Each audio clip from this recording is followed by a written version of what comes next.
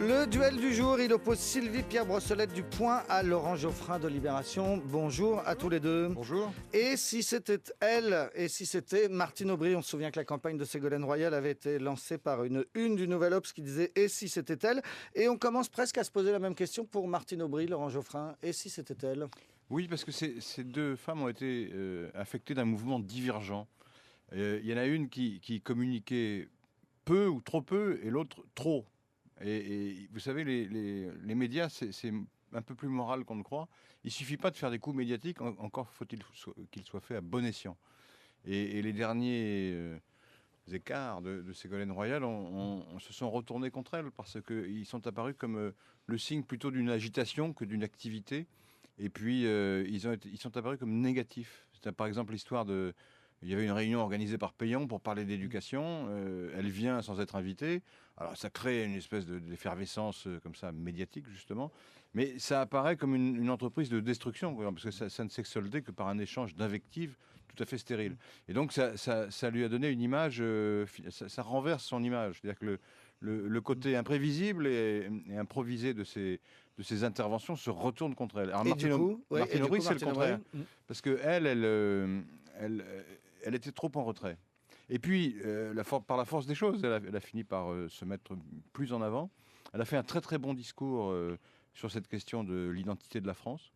Et c'est un sujet évidemment qui quand on le réussit, vous rehausse, quoi. Et puis maintenant, elle est la chef de campagne pour les régionales. Elle a mis la barre très haut. Et donc, ça lui donne une espèce d'allant, d'allure d'offensive comme ça qui lui profite. Alors, est-ce qu'elle est présidentiable, Martine Aubry? C'est la question qu'on commence à se poser, oui, Sylvie Pierre Brossolette. Ça paraît logique. Il aurait fallu vraiment qu'elle se plante complètement pour qu'elle ne soit pas du tout dans la course. Quand même, une première secrétaire, c'est de facto quelqu'un sur lequel on se pose la question. Mais effectivement, elle avait mal démarré. C'était un peu diesel. Il faut voir les conditions dans lesquelles elle est arrivée à la tête de ce parti. C'était une bagarre noire. Et puis, il y a eu les européennes qui étaient un désastre. Et puis après, les soupçons de triche. Enfin, je veux dire, pour sortir de cette mélasse, ça a été difficile. Ségolène Royal lui a rendu service de quelque manière en faisant ces écarts, ces gaffes, des choses qui n'ont pas été comprises à un moment donné où les socialistes voulaient jouer collectif pour essayer de se retrouver contre Nicolas Sarkozy, qui lui-même s'affaiblissait. Donc c'était le moment d'y aller, de ne pas se disperser. Et alors Martine Aubry a très bien senti ça, s'est réveillée et a pris un peu la tête de ses troupes, comme elle le fait à Lille. À Lille, elle réussit bien. Pourquoi est-ce qu'elle ne réussirait pas bien à Paris?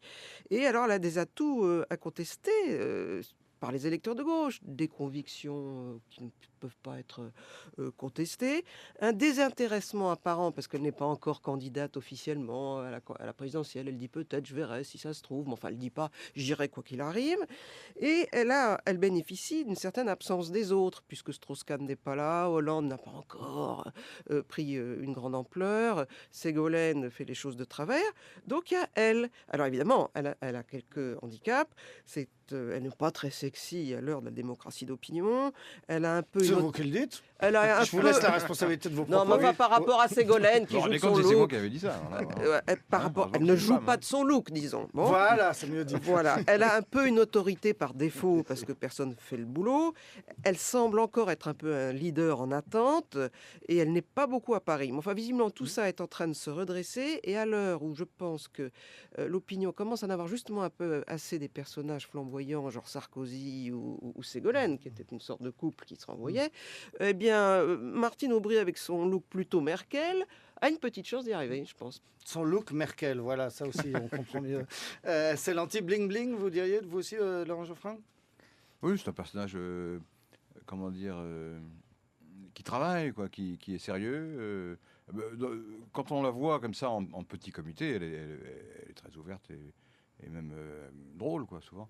Mais c'est vrai que comme responsable politique, elle veut donner une image de sérieux, de crédibilité, et elle y arrive très bien. Alors, peut-être qu'il lui manque le revers ou l'avers de cette médaille, parce qu'il faut être un peu aussi détendu, parfois, un peu facile, quoi. Mais bon, ça, comme première secrétaire et comme chef de l'opposition, enfin, elle n'est pas chef de l'opposition parce qu'elle n'a pas vraiment encore l'autorité sur les autres, mais petit à petit, de par sa fonction, de par la nécessité de se poser face à l'UMP, face à Sarkozy, elle prend cette stature. Et donc, elle travaille, quoi. On sent bien le discours qu'elle a prononcé. J'y reviens parce qu'il est important.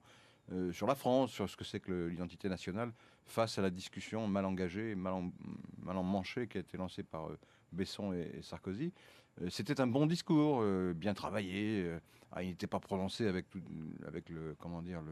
l'enthousiasme de Jaurès, mais c'était un travail de bonne qualité. Voilà. Et finalement, petit à petit, ce style un peu plus austère peut payer. Et elle a Alors, montré oui, hier qu'elle pouvait aussi être entraînante. Enfin hier, avant-hier, samedi à Tours, elle a fait un discours très politique, très ambitieux, donnant l'envie, alors que généralement elle était quand même un petit peu coincée. Là, c'était le chef de guerre qui est à la tête de ses troupes, qui assez habilement, jouant très collectif, citant tout le monde. Je pense qu'elle s'est réveillée aussi parce que tout d'un coup, le vélo dans la tête s'est mis en route. Vous savez, jusqu'au congrès de Reims, elle n'était pas tout à fait sûre de devenir premier secrétaire. C'est ce qu'elle disait, en fait. Elle en avait envie. Et là, c'est la même chose. Elle n'a pas voulu le dire pour la présidentielle. Mais je crois que de plus en plus, ça va être évident que si Strauss-Kahn n'en vient pas, parce que là, ça va compliquer la donne. Mais si elle était sans Strauss-Kahn, je crois que ça ne fait pas un pli qu'elle se présenterait au moins en primaire.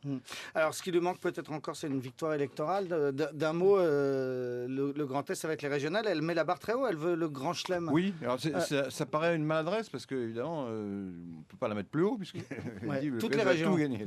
Donc si le PS en perd une, on dira bah vous voyez, c'est un relatif échec. Donc c'est un peu risqué. En même temps, il faut reconnaître que c'est assez courageux parce que ce qu'elle dit n'est pas impossible. Si on regarde les sondages et si on regarde la position des différents présidents de région, apparemment elle n'est pas mauvaise. Donc c'est jouable. Et ça la met dans la posture de quelqu'un qui prend des risques, ce qui est contraire de l'impression qu'elle a donnée jusqu'à présent. Merci beaucoup. Le duel